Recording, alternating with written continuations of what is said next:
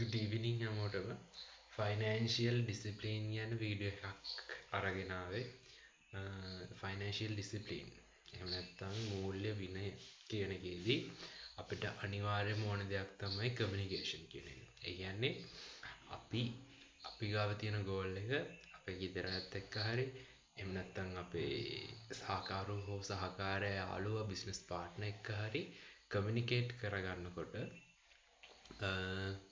එයා ගාව විරුද්ධ මතයක් තිබ්බොත් අපි මොකද කරන්නේ? ඒකට රියල් ටයිම් සොලියුෂන් එකක් තමයි මෙන්න මේ කතාව අහගන්න. මෙහෙමයි. අපි හිතමු ඔයාලට රචනාවක් ලියන්න දෙනවා ඉස්කෝලේදී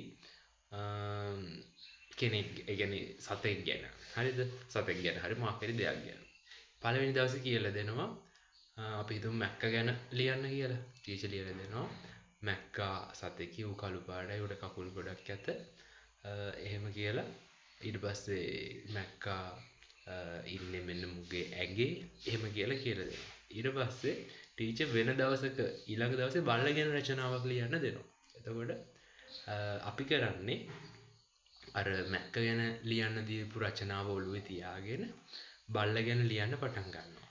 ඒකට එතකොට කරන්නේ බල්ලා යනු සතෙකි කියලා පටන් අරගෙන උගේ ඇඟේ මැක්කෙක් හිටියොත් ඌ කළු පාටයි, උගේ කකුල් ගොඩක් තියෙනවා. එහෙම කියලා රචනාව අර විදියටම අරගෙන යනවා.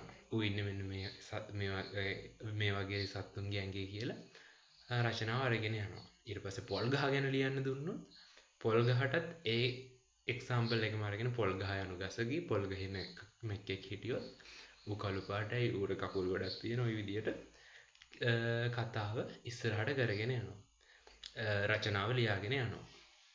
ඒ වගේ අපි ෆයිනෑන්ශියල් ඩිසිප්ලින් වලදී ෆයිනෑන්ශියලි අපි තවත් කෙනෙක් එක්ක අපේ තියෙන අදහස සාකච්ඡා කරද්දී එක අරමුණකට එන්නේ එහෙමයි. කියන්නේ දෙන්නටම ප්‍රතිවිරුද්ධ පාර්ශවය දෙන්නේ ඔබ ඉන්න මේ මූඩ් එකට සම්පූර්ණයෙන්ම වෙනස් අයිඩියා එකක් නම්, වෙනස් බිස්නස් එකක් නම් ඒ දෙන්නම එකම තැනකට ගෙනල්ලා අර විදියට ඒ මාතෘකාව ඒ එකම ගෝල් එකකට ටච් කරන්න, එකම ගෝල් එක යන්න එහෙමයි.